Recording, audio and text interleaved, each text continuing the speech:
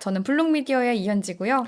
저는 스매시파이의 백군종입니다. 반갑습니다. 안녕하세요, 이사님. 안녕하세요. 잘 지내셨나요? 네, 물론이죠. 이번 주 되게 바빴지만 정신 차리고 있습니다. 왜냐하면 다음 주 내일부터 바로 설 연휴가 시작되기 때문이죠.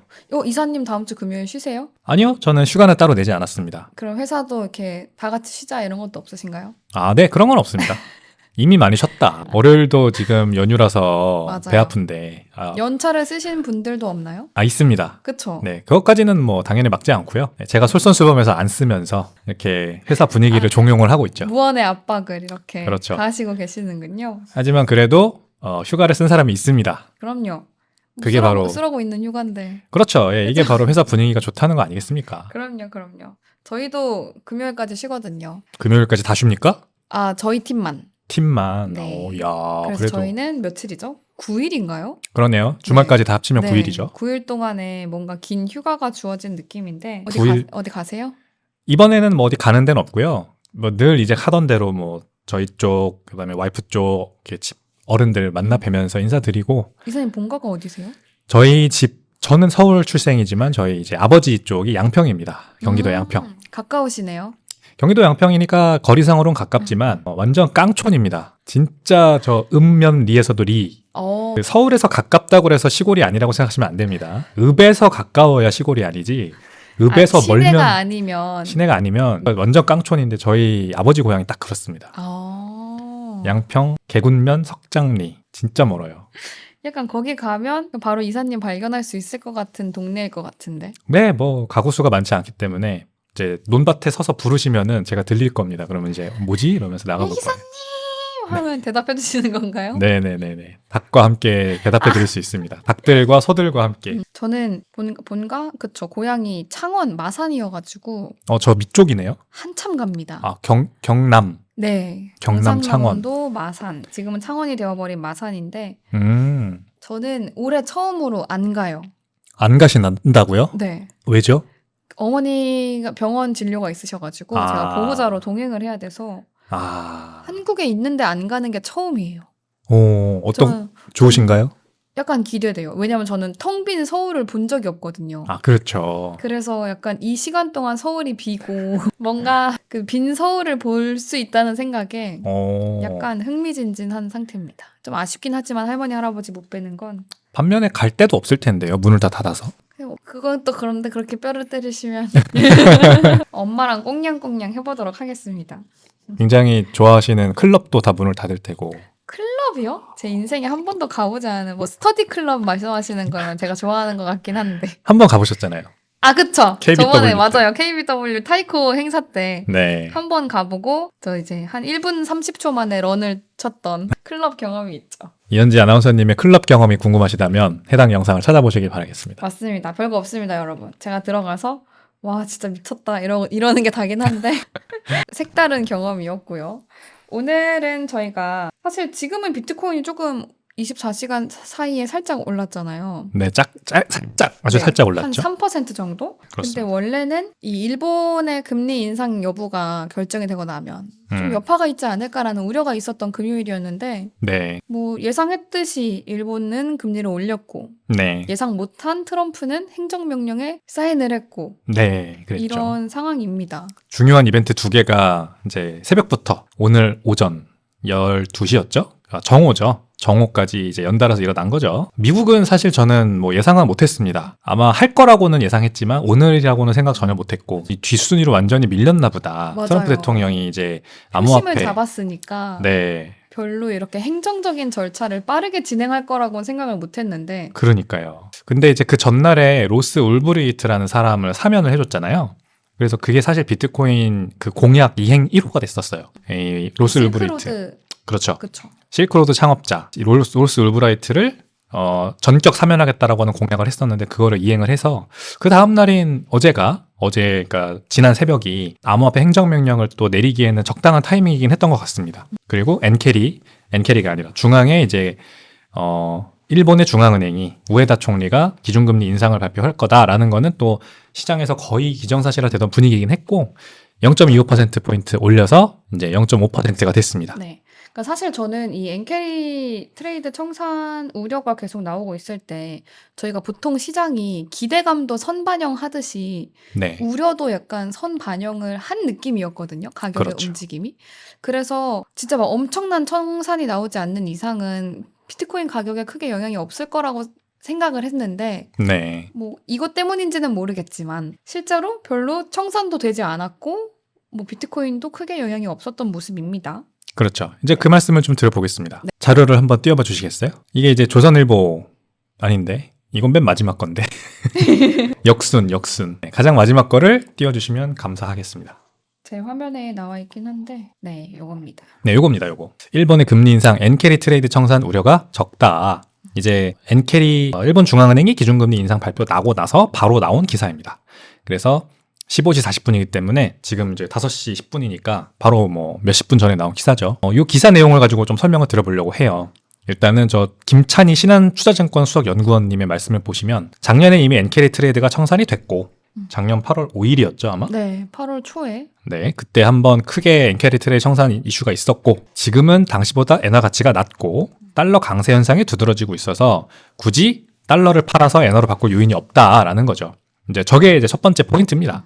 지금 작년 8월에는 달러 강세가 그렇게까지 심하지 않았고 그다음에 엔화가 가치가 엄청나게 높았단 말이에요. 근데 지금은 당시보다 엔화 가치가 낮고 달러 강세란 말이죠.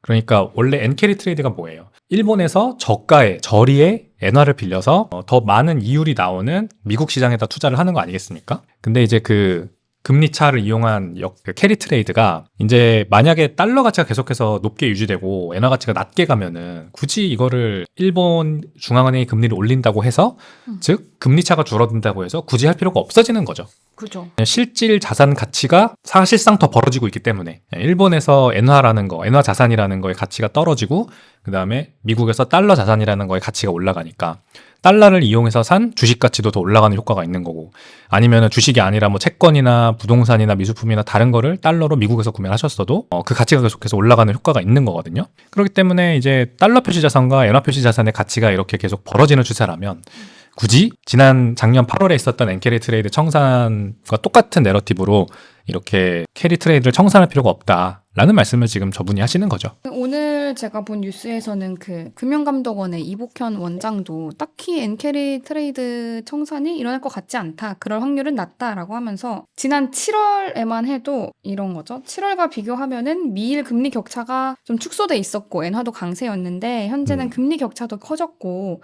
또 엔화도 약세이기 때문에 이게 그렇게까지 청산이 일어나진 않을 거다 이런 진단을 했다고 해요. 그러니까요.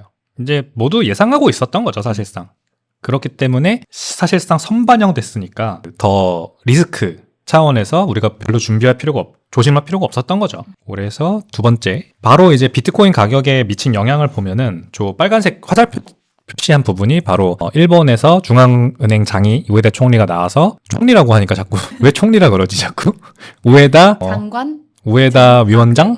은행장? 위원장, 중앙은행장 있겠죠. SEC나 뭐 이런 거는 아니니까. 아무튼 우에다 씨가 총재래요. 총재. 은행 내가 그러니까 총재. 자꾸 총리라고 했구나. 우에다 총재. 우리나라도 이창용 총재라고 하나요? 네. 하는 총재라고 하네. 맞네. 총재 맞습니다, 여러분. 제가 총리라고 실언을 해서 죄송합니다. 우에다 총재님께서 나와서 발표한 저 시각입니다. 저게 바로. 요 시간은 지금 차트상의 시간은 미국 동부 시간 기준이라 저 10시가 이제 밤 10시죠. 그러니까 지금 어젯밤이잖아요. 어젯밤 10시. 예, 좆대가 이제 일본에서는 12시 정오이기 때문에 아마 좆대가 딱 발표됐는데 딱 그러고 나서 비트코인 가격이 계속 올라가는 거 보세요. 떨어지지 않고 오히려 올라갑니다. 이제 간밤에 트럼프 그 행정명령 나오고 나서는 조금씩 빠졌잖아요. 지금 보면은 미국 시간 기준으로 이제 뭐 아침, 뭐 밤 이렇게 되면서 점점 빠지던 게 오히려 일본에서 금리 인상 소식 나오고 오른다. 그러니까 정반대로 지금 움직인 겁니다. 참 희한하죠, 그러니까. 소재가 끝났다라고 생각해서 반대로 움직인 걸까요? 그런 것 같아요. 비트코인이야 진짜 투명하게 뭔가 거시경제 이벤트를 반영하지 않겠습니까, 가격이? 근데 저 바로 일본 중앙은행 금리 인상 소식 나오자마자 오른다는 거는 이게 불확실성이 거쳤다라는 의미로 해석하는 게 맞는 것 같습니다. 굉장하신데요, 인사이트가?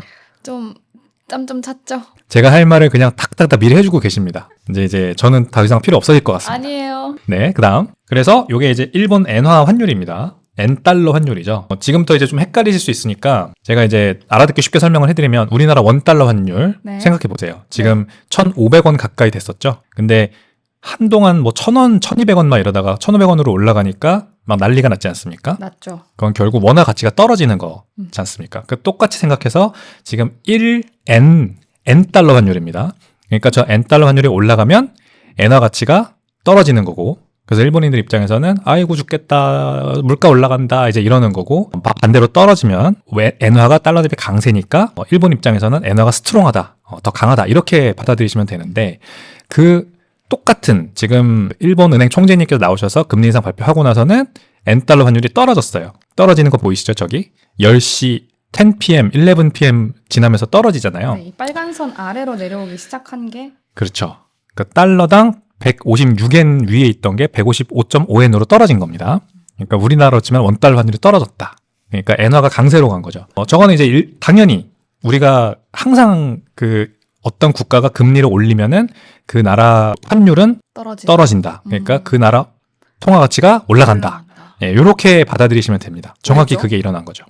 아무래도 이제 그동안에는 미국에 그 계속해서 일본 자금이 빠져나가서 미국으로 가던 중이었단 말이죠. 왜냐하면 미국이 더 금리가 높으니까. 일본은 제로 금리 수준이었고, 근데 일본이 금리가 올라가면은 이제 빠져나가는 것도 좀 덜 빠져나가고, 그러니까 이제 엔화 가치가 올라가는 거고, 아무래도 더 들어올 수도 있겠죠, 오히려. 일본의 이제 기준금리가 올라가면은 은행금리도 올라가고 예금금리도 올라갈 테니까, 그러면은 이제 일본에서 차라리 뭔가 투자를 하자라고 하는 사람들이 늘어날 수도 있죠. 근데 상대적인 겁니다, 결국. 일본에서 0% 금리로 예금을 하고 있던 사람 입장에서 봤을 때는 0.5%면 매력적으로 느낄 수도 있잖아요. 그런 이제 효과가 있는 겁니다. 그래서 일본 엔화 가치가 조금씩 올라가고 있다라는 건데, 이제 그 다음 차트 보여주시면, 이게 사실 이제 트렌드로 보면 3년으로 기간을 늘려보면은 엔화 가치는 계속해서 떨어지고 있는 게 맞아요. 아직까지도. 지금 3년 차트잖아요. 그래서 N달러 환율이 계속해서 올라가는 추세에 있고, 그 추세가 꺾이지는 않은 거는 분명합니다. 저점을 보세요. 저 차트 맨 왼쪽부터 맨 오른쪽까지 저점이 점점 높아지고 있지 않습니까? 엄청 높아진 것 같아요. 네, 저점이 높아지고 있는 게 바로 트렌드라는 거거든요. 그러니까 지금 살짝 일본 중앙은행 금리 올려가지고 조금 이제 그 통화가치가 올라갔다고 해서 앞으로 계속해서 그러면 통화가치가 올라갈 거냐?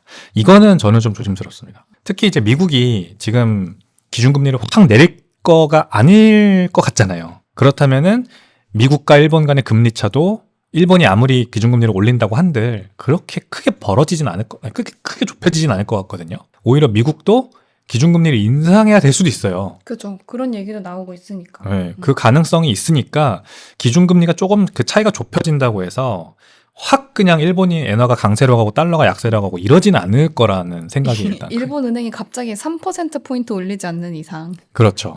그런 미친 짓을 한다면 모르겠으나, 근데 그런 미친 짓을 했던 적이 미국에 한 번 있었죠. 미국이니까 70년대. 할 수 있었던. 미국이니까 할 수 있었죠. 네. 진짜 맞아요. 7, 80년대 때 그 폴 볼커 당시 연준 의장이 한 번 금리 발표만 하면 막 3%, 5%씩 쭉쭉 끌어올려가지고 미국의 기준금리가 20%가 넘었던 적이 있었습니다.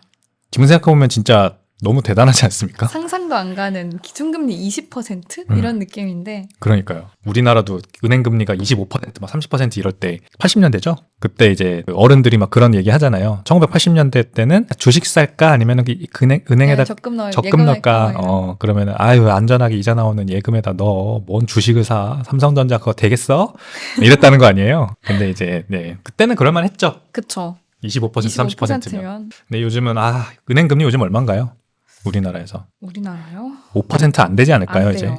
5% 안 돼요. 기준금리 우리나라도 한 차례 내렸으니까. 네. 한 차례 내리고 한 차례 동결했죠, 우리나라는. 맞습니다. 아, 그렇군요. 지금 3.5%네요. 예금금리 3.5%. 기준금리. 23년 기준으로 나오네. 아마 맞을 겁니다. 3.5%였다가 한 번 내려서 내려서 3.25%네요. 2호 됐다가 한 번 동결했습니다. 맞아요. 그래요? 3%요? 3%의 동결. 3%의 동결. 네. 그러면은 두 번 내리고 한 번 동결했나 보네. 그죠? 그런 것 같죠? 우리나라가 참 금리가 이러지도 저러지도 못하는 입장이라는 게 또 여기서 드러나는 것 같습니다. 일본도 사실 그런 입장이긴 했는데 그냥 지금 과감하게 올리는 거거든요. 왜 그러냐면 이 인플레이션 때문에 그래요. 우리나라도 인플레이션이 상당히 심한데 우리나라는 더 올리지도 못하고 오히려 내려야 되는 상황입니다. 안 그러면은 달러가 다 빠져나가니까. 안 그러면은 우리나라는 지금 외환 또 위기의 그 충격이 아직도 그 기억에 남아있기 때문에 기준금리 괜히 막 올렸다가 안 된다. 이거 우리나라에서 달러 자금 다 빠져나가고 그러면은 또 외환 위기 온다. 이런 약간 우려도 있는 거고. 그 다음에 이제 기준금리 올리면은 결국 그동안 갭 투자에서 부동산 갭 투자에서 물렸던 수많은 2030, 3040 다 포함해서 그 투자자들이 지금 이제 힘들죠.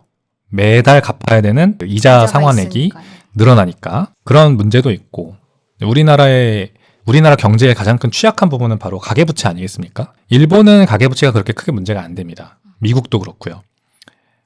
중국도 그렇습니다. 미국은 국가부채가 문제가 되는 거고 중국은 기업부채가 문제가 되는 국가고 일본도 기업부채가 문제가 되는 국가고 국가부채도 당연히 마찬가지로 문제가 되죠. 근데 우리나라는 국가부채는 상당히 낮게 유지되고 있는데 아마 GDP 대비 국가부채 비율이 30% 정도 될 거거든요. 그러니까 일본이 막 200%고 미국이 120%, 130% 막 이런 거 비하면 굉장히 낮은데 대신에 가계부채가 높잖아요. 그러니까 다른 나라랑은 좀 다른 양상으로 간 겁니다. 맞아요. 빚이라는 거를 국민들이 떠안았다. 다른 나라는 국가가 떠안았다. 대신에 국민들은 좀 자산을 많이 들고 있게 해줬다. 이런 차이가 있는 것 같습니다. 일본은 특히 또 개개인이 현금 보유액이 많은 나라니까 그렇죠.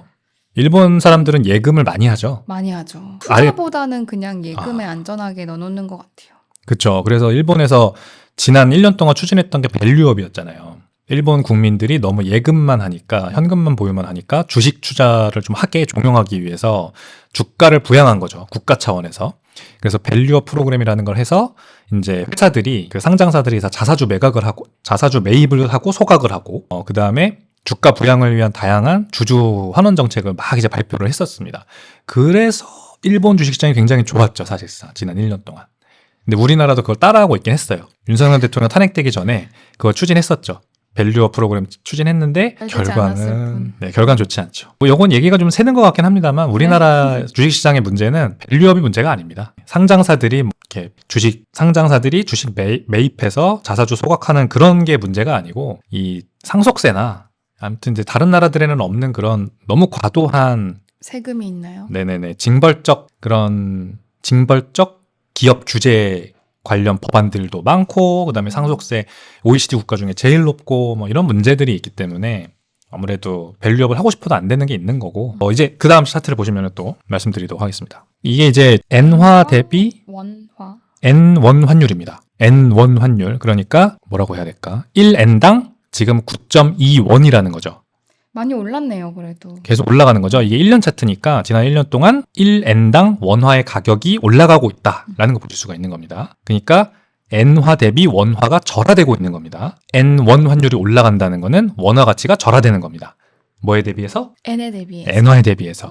그러니까 이제 국가 경쟁력의 어떤 차이가 벌어지고 있다라고도 볼 수 있는 거죠. 지난 1년으로만 잘라보면은. 근데 이제 물론 저 중간에 왔다 갔다 하면서 굉장히 변동성이 크지만 역시 이제 저점들을 한번 이어보시면 2024년 7월 전까지만 해도 이제 N1 환율이 떨어지는 중이었어요. 그러니까 네. 저때 기억나시죠? N1 환율이 700원? 네, 700원대까지 내려가니까 까지 막 이랬었죠. 와 싸다 하면서 다 일본 여행 가고 난리 났었잖아요. 그걸 기억하시면 됩니다. 저 때가 그래서 이제 우리나라가 일본 따라잡았다. 뭐 GDP도 따라잡았고 뭐 이제 수출 경쟁력도 더 좋고 그래서 엔화 환율도 굉장히 떨어지고 하니까 우리나라가 이제 일본보다 잘 나간다 이런 식으로 막 얘기가 막 장밋빛 전망이 나왔던 거예요. 그래서 보시면은 저렇게 환율이 떨어지고 있었어요, 진짜로. 제가 일본 살았을 때만 해도 1,500원대였거든요. 네? 진짜 아빠가 진짜 힘들어했어요. 2008, 9년 그때쯤이었는데 그때는 거의 막 1,300원, 1,500원 이래서 정말 우와. 힘들어하셨습니다. 진짜요? 그런 시절이 있었군요. 있었어요. 전 아예 몰랐습니다. 그냥 항상 1,000원인 줄 알았습니다. 1 내내. 1,500원도 있었구나. 근데 지금은 920원으로 완전히 그러니까 바뀌었네요. 바뀌었죠. 역전돼 버렸습니다. 일본 경제가 30년 장기 저성장에 빠져 있었긴 했죠. 장기 침체를 빠져 있긴 했지만 사실 그동안 인플레이션이 없었거든요.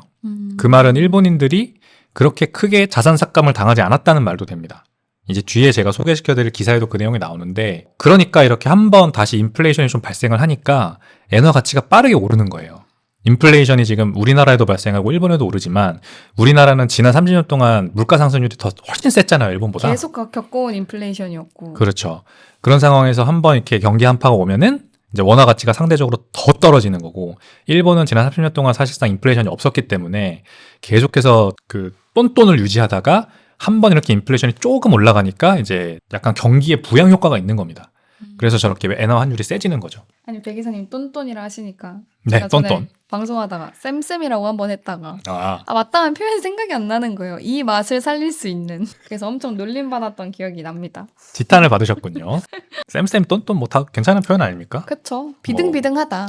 그쵸. 뭐 이렇게 얘기할 수 있겠지만 뿜빠이. 뿜빠이는 아니고. 뿜빠이 엔빵 이런 엠빵 거죠. 그런 거죠. 아무튼 우리나라가 상당히 지금 좀 어려운 상황에 있는 겁니다. 그래서 제가 비트코인 차트를 먼저 보여드렸잖아요. 아까. 네. 우리나라 사람들한테 비트코인이 더 중요한 것 같아요.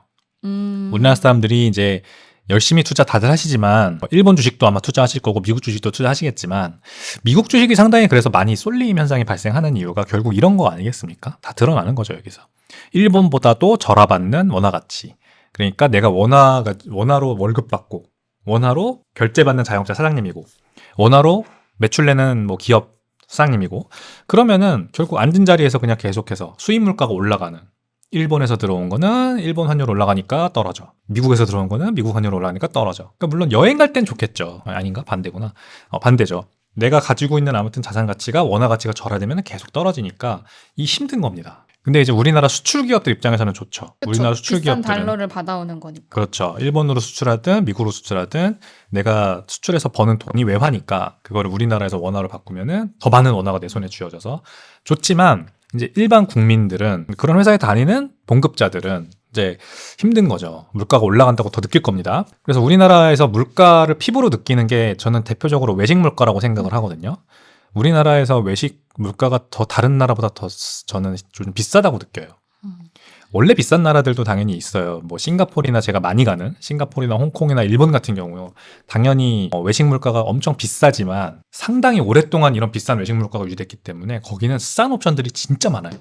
그래요? 그러니까 일반 사람들이 먹을 수 있는 싼 옵션들도 굉장히 많은 가운데 비싼 음식들이 있는 거거든요.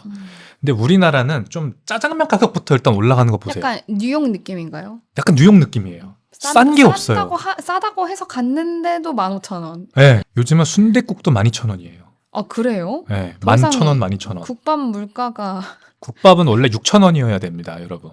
근데 8,000원, 9,000원, 10,000원 이렇게 올라가더니 좀 이제 비싼 데 가면 11,000원, 12,000원 하는데 아니 우리나라 물론 싼 거 찾으면 찾을 수 있겠지만 라면에 김밥 먹으면 되겠지만 근데 요새 라면에 김밥 먹으면 10,000원인 거 알죠? 맞아요. 그러니까 김밥 한 줄에 3,500원, 뭐 라면 하나에 6,000원.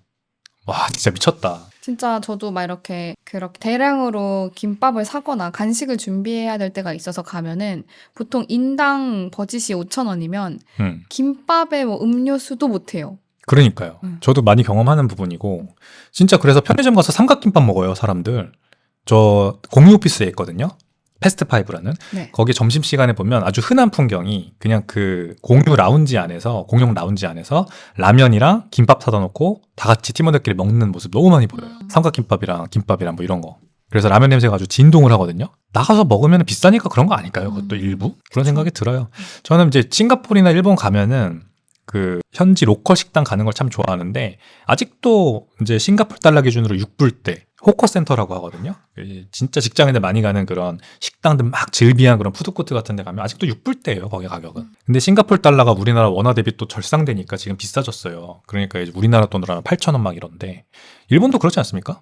시장 가서 먹고 이러면은 한 6, 7천 원대 먹을 수 있는 거 많다고 들었거든요. 일본에서 시장을 가본 적이 없는 것 같아요.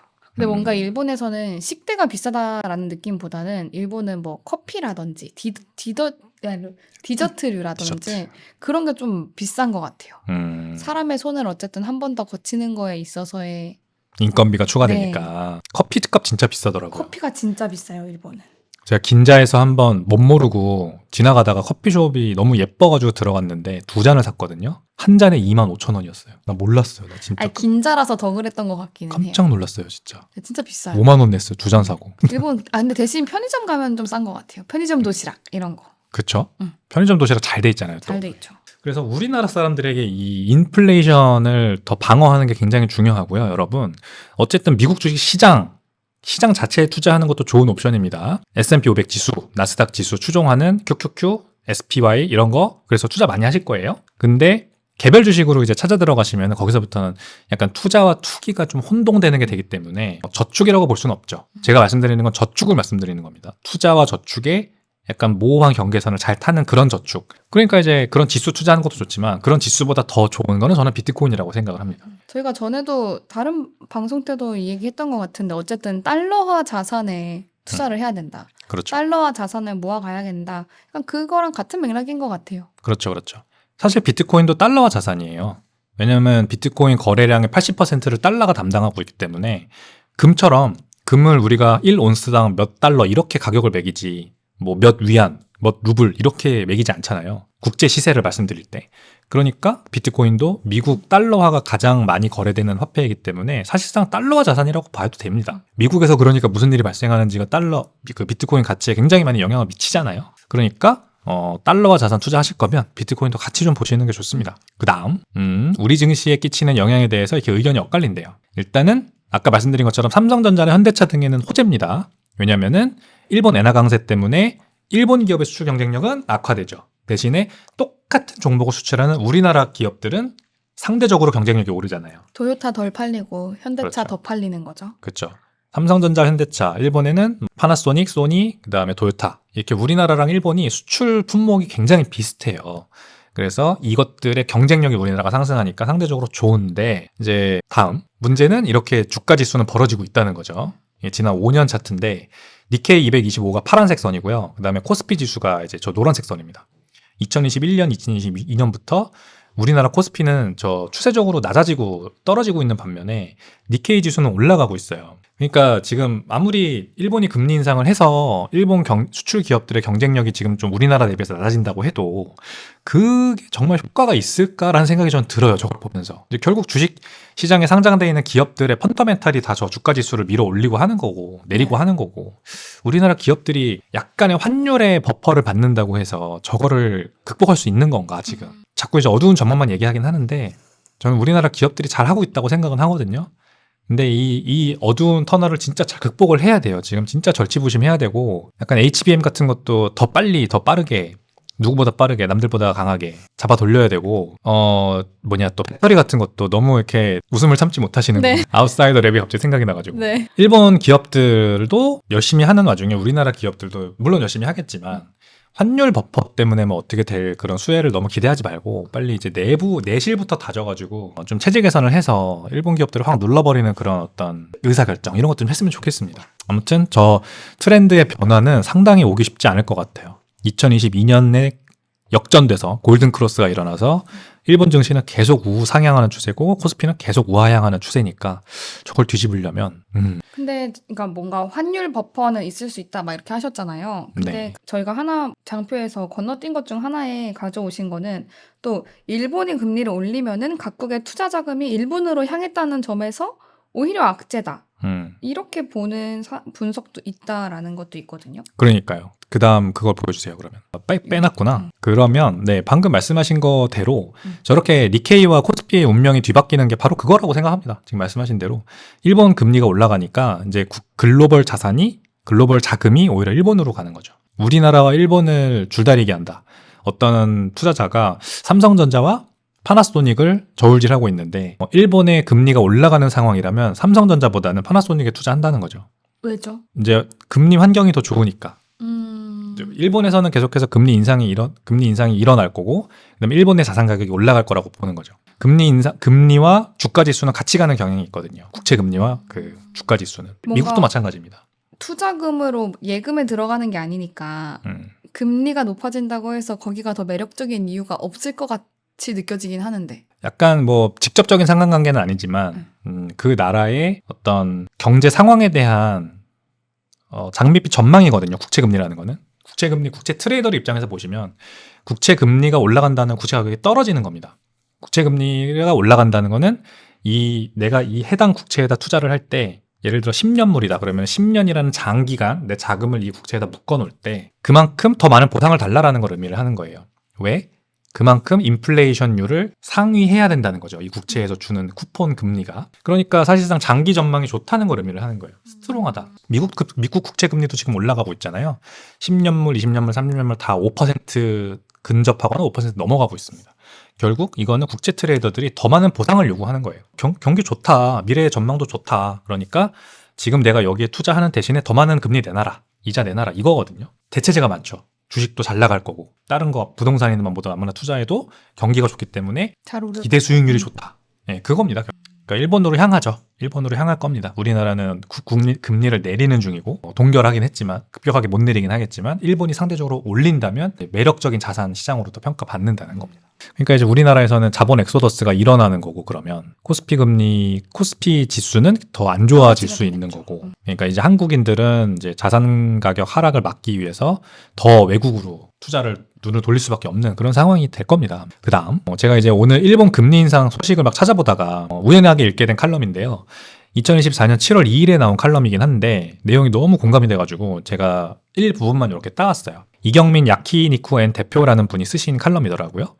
근데 저분이 이제 21개나 일본에서 야키니쿠 집을 운영하고 계신데 우리나라도 인플레이션이 발생하고 있고 일본도 이제 인플레이션이 발생하고 있어서 물가가 높고 힘들어 하지만 일본 도쿄에 사는 한국인 입장에서 봤을 때 일본인들보다 한국인이 더 힘들어하는 것 같다라는 거죠. 한국에 있는 한국인이 일본에 있는 일본인보다 더 힘들다. 라는 얘기를 하시더라고요. 마지막 문단을 보시면 한국이 20년 전보다 2배 부자가 되긴 했는데 물가도 2배는 비싸졌으니 전보다 풍요로운 건 아니지 않느냐라는 말이 도쿄의 한국인들 사이에서 나온대요. 그리고 반대로 일본은 20년 전과 똑같지만 물가도 그대로니까 더 가난해지지도 않았다라는 말을 하더라고요. 어떻게 생각하세요? 동감하시나요? 저는 한국이 20년 전보다 2배는 부자가 되긴 했는데 라는 말에서 한국이 20년 전보다 2배가 부자가 됐다. 개인에 해당하는 말은 또 아니지 않나요?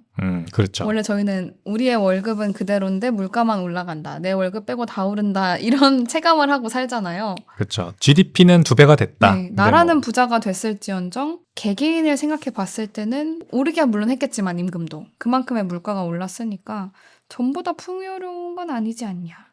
맞는 말 같기도 해요. 그런 것 같아요. 저도. 이제 저는 일본에서 못 살아봤으니까 저거를 약간 편향된 시각으로 보는 것 같긴 한데 그래도 저도 외국 생활도 해보고 그러니까 미국에선 제가 살아봤고 중국에서도 살아봤고 싱가포르 많이 왔다 갔다 하면서 느끼는 점이 바로 좀 비슷해요. 그래서 공감을 한 거거든요, 저는. 그러니까 이제 오랫동안 이렇게 부자 나라로 살았던 나라의 사람들은 사실 그 생활 수준과 소비 습관이 굉장히 맞춰져 있어요. 그래서 아까 말씀드린 것처럼 내가 물론 막 한 끼에 10만 원씩 하는 그런 비싼 집들도 즐비하지만 그런 데서 굳이 밥을 안 먹어도 그냥 한 끼에 뭐 한 6천, 7천 원 하는데도 많이 즐비하게 널려 있는 게 일본이고 싱가포르이고 이런 이제 오랫동안 부자 나라였던 그런 곳들인데 우리나라는 이제 초단기 압축 성장을 하는 바람에 그런 문화들이 많이 형성되지 못한 상태에서 지금 자산 격차가 더 벌어지는 것 같은 생각이 들어요. 그렇지 않나요? 일반 대중과 부자들 약간 빈니빈 부익부가 더욱더 네. 심해지고 있죠. 그렇죠. 그러니까 사실 짜장면 집에서 계산을 하는데 저렇게 고향인 제주에 가서 저 두 번째 문단 보시면 친구 서너 명과 소주를 마시고 계산했을 때도 그렇고 제주에 있는 중국집에서 짜장면 먹었는데도 깜짝 놀랐다는 말이 약간 이건 서민 물가를 말하는 거잖아요. 서민 물가가 비싸지고 있는 거. 요거는 좀 안 좋은 현상인 거죠. 전체적으로 그냥 물가가 비싸지고 있다는 거니까. 그래서 우리나라는 압축성장, 고도성장을 하는 동안에 중산층이 두터워지지 못했고 맞아요. 그래서 이제 양극화가 더 심해졌고 그러다가 이제 서민들이 많이 찾는 소비재의 물가가 더 많이 올라가서 더 많은 국민 수를 가지고 있는 이 서민층의 생활이 더 힘들어졌다. 우리나라가 경제 성장을 한창 할 때는 중산층이 두터워서 성장을 한 건데 그렇죠. 성장을 하고 나니 이 중산층이 너무 약화돼서 이게 성장이 이어지지 못하고 있는 게 아닌가. 이 기사가 지금 이제 뒤에도 내용이 더 있는데 여러 가지 사례가 나오는데 택시 사례가 나오거든요. 일본에서는 택시를 타면은 굉장히 상냥하게 대화를 하고 그러는데 한국에서 택시를 타면 이제 퉁명스럽게 대답하거나 대답을 안 하고 맞아요. 이제 관리도 잘 안 돼 있고 상대적으로 그것도 이제 일본은 택시 기사님들이 월급을 받으신다면서요. 정해진 월급 그리고 그 이상의 보너스를 이제 받으시는 구조인데 한국은 열심히 뛰는 만큼 돈을 받아가는 구조라 요즘같이 또 불경기일 때는 한 달에 2, 300만 원 벌기도 힘들 거 아니에요. 그러니까 이제 다들 힘들고 퉁명스럽고 무슨 뭐 여기서 고객하고 시시덕거릴 시간이 어딨냐. 빨리 한 바퀴라도 더 돌아야 된다. 이런 거. 그리고 이제 대화하는 주제도 보면은 정치 얘기 뭐 아니면 불경기 얘기 살기 힘들다 맞아요. 이런 얘기 주로 하신다는 거죠. 기사님들이. 요런 게 다 이제 대변되는 거예요. 그러니까 인플레이션이라는 건요. 여러분 벡터라고 합니다. 인플레이션 이즈 벡터. 이거를 항상 기억하셔야 돼요. 미국이 CPI가 3%, 지금 일본이 2.5%, 우리나라는 몇 퍼센트인지 잘 모르겠는데 통계가 나오겠죠? 이런 것들로 물가 상승률을 우리가 재단하면 안 된다는 거예요. 항상 제가 이런 기사를 가져올 때는 너무 공감하는 이유가 뭐냐면 이 CPI에서 드러나지 않는 진짜 체감 물가가 여기 들어가 있는 거거든요. 이런 거에 다. 수치는 뭐 하회했다. 예상보다 인플레이션이 뭐 둔화됐다. 이렇게 얘기를 하지만 그렇죠. 정작 이 먹고 살고 있는 우리는 전혀 그렇게 느끼지 못하고 있는데. 그러니까요. 사실 내가 외식 많이, 음식료 값에 지출 많이 하고, 그리고 차를 많이 몰아서 석유 같은데 돈 많이 쓴다. 한 달에 지출이 많다. 그러면은 음식료와 석유 값을 뺀 코어 인플레이션이라는 건 말이 안 되는 거잖아요. 맞아요. 그게 우리 준대. 맨날 근원물가 얘기하는데 근원물가라는 게 말이 안 되는 거지 않습니까? 그러니까 말입니다. 이게 아까 그 보여주신 칼럼의 아래 부분인 것 같아요. 네, 맞아요. 운전사 인상이 무섭다. 음. 경기도 안 좋다. 경치가 문제다. 불만이 거의 전부다. 이건 저는 일본에서 택시 타보고 진짜 많이 느낀 부분입니다. 물론 택시비 굉장히 비싸고 진짜 비싸죠. 진짜 비싸잖아요. 많은 돈 받는 만큼 더 상냥하고 서비스 마인드 좋은 거 알겠는데 기본적으로 사람들이 조금 상냥하고 여유롭고 그런 게 확실히 있는 것 같고 도쿄에 만나는 대부분의 일반 그런 식당이나 그런 서비스업에 종사하시는 분들, 한국은 그렇게 알바하시고 뭐 택시기사 하시고 이런 분들의 이 요즘 이제 화나신 분들이 많다. 퉁명스럽고. 그래서 원래 막 이렇게 세상 돌아가는 거 파악하고 뭐 진짜 이렇게 뭐 실물 경제라든지 뭐 이 뭐 정치 사안이든 뭐 사회 이슈든 그거에 대해서 대중의 의견이 어떤지 듣고 싶으면 택시 타라고 하기도 하더라고요. 그렇죠. 거기서 나오니까 다 얘기가. 아무튼 일본은 아주 20년, 30년 동안 장기적으로 그냥 그 상태로 계속 간 거고 물가도 안 오르고 임금도 안 오르고 그게 굉장히 나쁜 거라고 우린 지금까지 알고 있었지만 사실상 그게 나쁜 게 아닐 수도 있다는 생각도 들어요. 저는. 그냥 평탄하게 갔던 거예요. 좋아지지도 나빠지지도 않고 네. 그냥 무난하게. 맞아요. 물가가 안 올랐어요. 일단 중요한 거. 물가가 안 올랐기 때문에 사람들이 다 거기에 익숙해져서 대비를 하고 있는 상태에서 지금 물가가 살짝 오르는 거니까 괜찮은 거죠.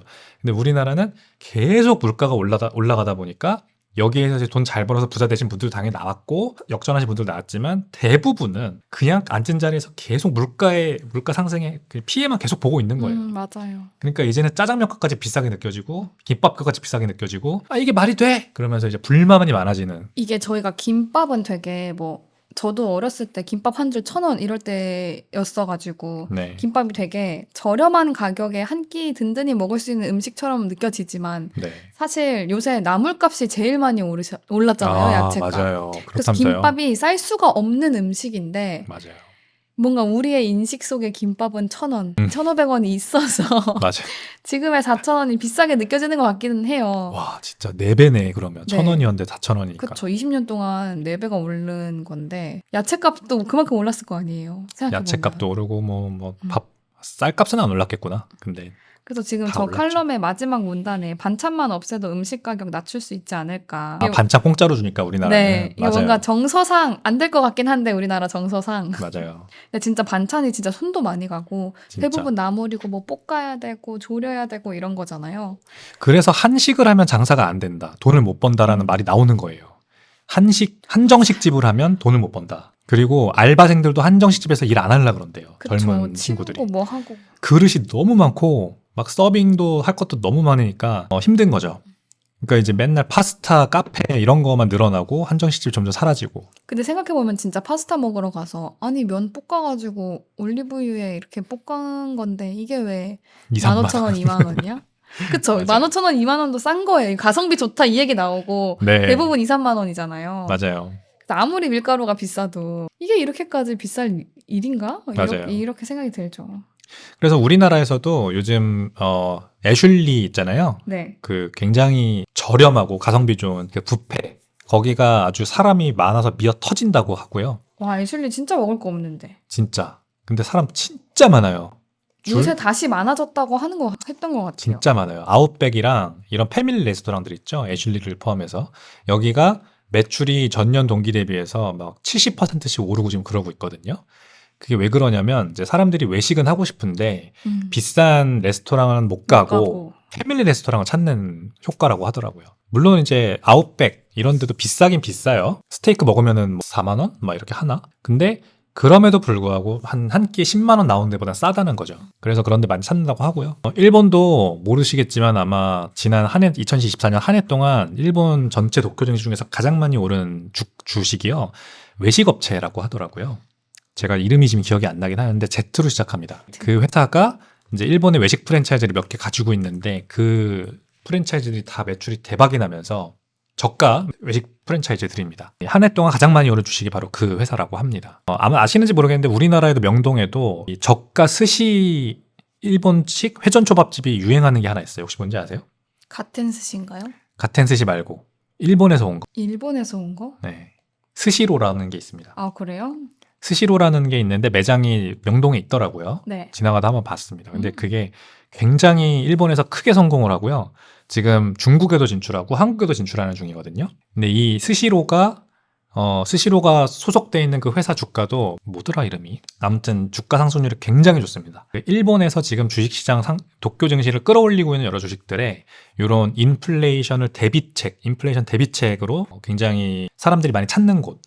외식 일단 대표적으로. 그 다음에 집에서 요리를 해야 되니까 이 요리 기구들 파는 그런 회사들 있잖아요. 우리나라 치면 뭐 다이소 같은 그런 저가 요리 물품 파는 곳들도 주가 상승률이 굉장히 좋고 이렇게 아무튼 인플레이션에 대한 대비가 일본에서도 상당히 일어나고 있는 중이다. 그동안 계속 주가 좋았지만 이제 유니클로 같은 데도 당연히 좋고 그렇습니다. 우리나라도 아마 이제 소비재 물가가 굉장히 많이 올라가는 지금 중이고 그게 피부로 지금 서민 물가에 와닿기 때문에 계속해서 우리가 맨날 굳이 이제 국장 투자하실 거면 중후장대 산업만 보지 마시고 그런 소비재 쪽에서 히트 칠 수 있는 그런 주식들로 좀 많이 보시는 게 좋지 않을까 그렇게 생각이 듭니다. 추천하신다면? 한국에는 사실 잘 모르겠어요. 제가 분석을 못 해봐가지고.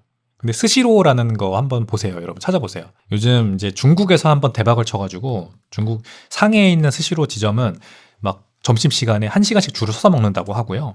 사진도 막 그 중국에 일면 기사에 나오고 막 이랬어요. 근데 요런 해외 확장도 늘어나고 있고 또 인플레이션 때문에 지금 사람들이 많이 찾는 곳이 되다 보니까 전망이 좋다 이렇게 얘기하더라고요. 싼가요? 여기 스시로? 여기가 싸요. 회전초밥인데 싸게 먹으면은 잘만 선택해서 잘 먹으면은 뭐 한 끼에 회전초밥인데도 불구하고 한 10,000원, 15,000원 선에서 끝낼 수 있는. 저도 막 일본에 있을 때는 백엔 스시 이런 게 막 있었거든요. 그런 느낌인가 보다. 한 접시당 2,200원 뭐 이렇게 나오네요. 네. 광어 3,200원. 음. 요새 우리나라도 그래서 꼬치 하나에 990원, 맥주 1,900원 이런 네. 이자카야랄까요? 그런 술집들이 되게 많아졌더라고요. 맞아요. 저희 집 근처에는 역전 할머니 맥주 있는데 네. 가보셨어요? 역할맥은 너무 옛날 트렌드인데요? 역할맥이 싸서 그쵸. 좋다. 맞아요. 근데 이제 그거보다 더 싸게. 진짜 약간 더 싸게.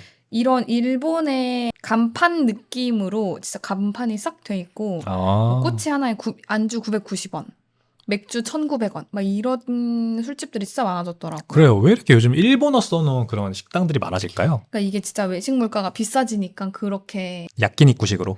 소량으로 일본은 싸게 파는 느낌이잖아요. 맞아요, 그래서 맞아요. 소량의 안주와 소량의 약간 술을 싸게 먹을 수 있다가 좀 전략적으로 먹히고 있는 게 아닐까요? 진짜 이제 우리나라도 일본처럼 되려나 보다. 일본 사람들은 이게 퇴근하면은 혼자 맥주 한 잔에 그런 안주 하나 딱 걸치고 택시비가 너무 비싸니까 지하철 끊기기 전에 빨리빨리 집에 들어가잖아요. 이제 우리나라도 그렇게 되려나 보다. 그럴 수도 있을 것 같아요. 왜냐면 저는 일본 살 때 편했던 게 저희도 4인 가구니까 그냥 딱 4인 가구였는데 네. 음식 같은 거는 아버지도 다 회사에서 드시고 오시고 저도 막 학교에서 먹고 오니까 엄마가 되게 소량으로만 사고 싶어 하셨거든요. 근데 일본에서는 그게 됐어요.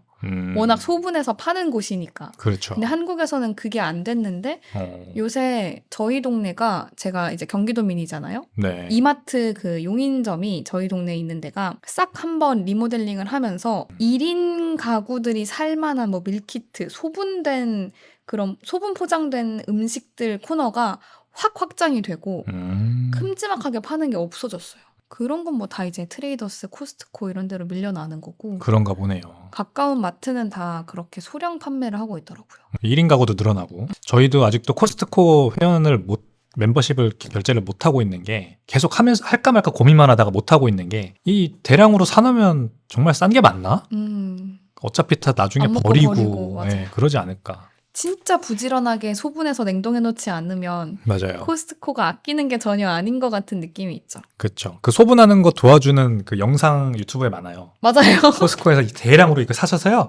이렇게 소분하시면은 꿀팁. 꿀팁. 가격이 이렇게 단가가 낮아집니다. 하면서 맞아요. 식비 단가가. 네, 그래서 오늘 드리고 싶은 말씀은 정리하자면 일본은 기준금리 인상 기조로 들어갔고요. 우리나라는 상대적으로 좀 안 좋은 영향을 받을 가능성이 저는 커 보입니다. 한국의 수출 기업들이 경쟁력이 좋아진다? 오케이. 맞는 말인데 우리들한테 그게 다시 혜택이 돼서 돌아올 때까지는 시간이 걸릴 거예요. 근데 지금 당장 일본 대비해서 우리나라 시장이 저평가받을 거기 때문에 코스피나 코스닥 더 좋지 않을 가능성이 여전히 있다라고 보고요. 무엇보다도 아시아 3국, 중국, 한국, 일본은 이제 미국으로 결국에는 최종 수출국이 미국이니까 거기로 가는 길목에 있는 국가들이잖아요. 제조업 국가들. 근데 여기에서 한 나라의 환율이 굉장히 다른 나라들보다 절상돼 버리면, 통화 가치가 절상돼 버리면 상대적으로 이 나머지 두 국가의 국민들의 삶은 더 피폐해지는 그런 효과가 있습니다. 일본에서 우리는 물건을 수입해 와서 그거를 재가공해서 중국으로 수출하고 그게 미국으로 가는 게 가장 많은데, 만약에 일본이 우리나라 대비해서 이렇게 기준금리 인상을 하든 뭐 인플레이션이 오든 해서 경기가 좀 상승하는 국면이고 확장되는 국면이고, 그리고 일본 엔화 가치가 높아지고 상대적으로 원화 가치가 떨어지면 우리나라는 상당히 더 힘들어져요. 일본에 수입하는 게 많기 때문에. 그래서 우리나라 국내 투자자들은 비트코인을 꼭 관심을 가지셔야 된다는 생각이 듭니다. 이거를 이제 단타나 투자 개념으로 너무 접근하셔서 한탕하려고 하지 마시고 그냥 저축을 하는 개념으로서 비트코인이 반드시 고려돼야 되는 타이밍이 온 것 같습니다. 저는. 뭔가 씁쓸하네요. 그러니까요. 근데 얼마나 대체제가 있다는 게 얼마나 다행입니까? 미국 주식 물론 투자하면 되지만 미국 주식보다 더 좋은 대체제가 나왔기 때문에 제가 이 시간을 통해서 비트코인의 중요성을 계속해서 설명드리는 거 아니겠습니까? 그러니까 이러라고 만든 거예요, 비트코인은. 이렇게 화폐 가치의 절하 때문에, 인플레이션 때문에 국민들이 힘들 때 비트코인을 알면은 아는 만큼 투자할 수 있는 그런 상황이 됐다는 게 사실 좋은 거죠. 맞아요. 또 그리고 저희와 함께 보고 계시는 분들은 너무 늦지 않은 타이밍에 비트코인이라는 대체제를 알고 계시는 분들이기 때문에, 그죠? 그렇죠. 이제 올해가 또 비트코인 가격이 많이 올라갈 수 있는 원년이고, 그러니까 너무 고민하지 마시고 투자할 수 있는 타이밍이잖아요, 지금은 사실. 계속해서 근데 그런 거죠. 아, 많이 올랐는데 또 오를까? 그쵸. 그거에 대한 의심만 이제 해결하면 되는 거죠. 근데 뭐 1억, 1,000만 원 갈 때도 아무도 생각 못 했고, 1억 네. 갈 때도 아무도 생각 못 했으니까. 바로 그거예요. 항상 그때가 가장 높아 보여요. 내가 살려고 할 때가. 그리고 막 떨어졌을 때는 아무도 관심 없으니까 나도 잘 생각 못 하고. 결국 올라가면은 이제 나도 관심 가지고 보는데 그때가 가장 높아 보입니다. 근데 항상 비트코인 가격은 그걸 뚫고 또 올라오고 했으니까 시간적인 여유만 좀 주신다면 비트코인은 실망시키지 않을 거라고 생각을 합니다. 네, 저희가 준비한 소식은 뭐 여기까지였습니다. 오늘은 사실 뭐 크게 엔캐리 트레이드가 청산되는 게 일어나지 않아서, 그죠? 근데 앞으로도 계속해서 문제가 되지 않을 것 같습니다, 저는. 달러 강세이기 때문에. 엔화로 일본에서 저리에 빌린 자금은 미국으로 많이 가 있기 때문에 미국 달러화가 계속 강세 인하 중에 있는, 그게 크게 문제가 되지 않을 것 같습니다. 그래서 오늘은 뭔가 사실 시간이 좀 되면은 행정명령도 좀 들여다볼까 했는데 일본 얘기를 하다 보니 시간이 또 다 흘러가 버렸네요. 일본 얘기 너무 재밌어요. 그쵸. 일본에 또 사셨던 분이랑 얘기하니까 네. 저도 궁금한 게 많아서 많이 물어보게 됩니다. 지식은 별로 없지만 경험이 있기 때문에 경험으로 커버하고 있습니다. 네, 그래서 저희가 이제 명절 연휴를 앞두고 오늘이 이제 마지막 방송이었고요. 아, 그러네요. 네, 저희는 이제 명절을 보내고 2월 달에 뵙게 되겠네요. 1월이 진짜 순삭이었습니다. 그렇습니다. 1월이 언제 지나갔나 모르겠습니다. 벌써 새해가 시작한 지 한 달이 지나서 또 2월을 맞이하게 될 텐데 2월에는 좀 코인이 쭉쭉 오르길 바랍니다. 1월 말까지는 좀 빠질 거라고 예상하시는 분들이 많더라고요. 지금 그 행정명령이 나왔잖아요. 네. 이게 저는 글쎄요, 제가 비트코인에 완전히 포커스한 행정명령이 아니었기 때문에 아쉬운 부분은 있지만 이건 분명히 뭔가 게임 체인저가 될 거라고 저는 생각을 하거든요. 2월 달이 그래서 좀 기대되는 부분이 있습니다, 저는. 이 행정명령을 기반으로 앞으로 더 많은 좋은 소식들이 나올 것 같아요. 그러니까 이게 기대해봐도 좋다. 뭐 업계에 바로 하는 얘기가 아니라서 무조건 AI를 함께 껴서 얘기를 해야 되고 뭐 이렇게 되게 포장해서 행정명령이 나오기는 했지만 그렇죠. 그래도 어쨌든 첫 스타트를 끊었으니 앞으로 쭉쭉 괜찮지 않을까요? 그리고 1월 30일에 미국의 금리 발표가 있는데 뭐 다들 동결을 예상하고 있는 분위기긴 합니다만 네, 그런 분위기입니다. 1월 말에도 어떻게 될지 또 연준이 어떤 말을 할지는 또 모르니까 네. 이번에는 비둘기파적인 발언을 할 수도 있으니까 그거에 또 영향이 살짝 있겠죠. 비트코인은. 맞습니다. PPI, CPI는 아무튼 완화되는 쪽으로 나왔단 음. 말이죠. 그래서 앞으로 시간이 좀 있으니까 좀 더 봐야 되긴 하겠지만 기준금리 인하 한 번 더 할 수도 있을 것 같습니다. 오, 올해 내에요? 네, 올해 내에. 그쵸. 그러니까 이번에는 동결할 가능성이 음. 클 것 같고 한 이제 하반기? 6월? 7월? 이렇게는 좀 인하할 것 같다라고 보는 사람들도 있더라고요. 네, 한 번 정도는 더 한번 인하할 것 정도. 같다는 인식이 더 크긴 합니다. 지금은. 그래서 그것도 염두에 두시면서 아니에요. 염두에 두지 마세요, 여러분. 그냥 명절 연휴 잘 보내시고 아, 네. 2월까지 묻어두시고 연휴에는 쉬어야 돼요. 네, 연휴에는 그냥 이 시장도 보지 말고 음, 좀 쉬시고 푹 쉬시고 저희는 2월에 돌아오도록 하겠습니다. 좋습니다. 네, 여러분 그러면 명절 잘 보내시고 새해 복 많이 받으시길 바라겠습니다. 새해 복 많이 받으세요. 다음번에 만나요. 뒤로 가세요.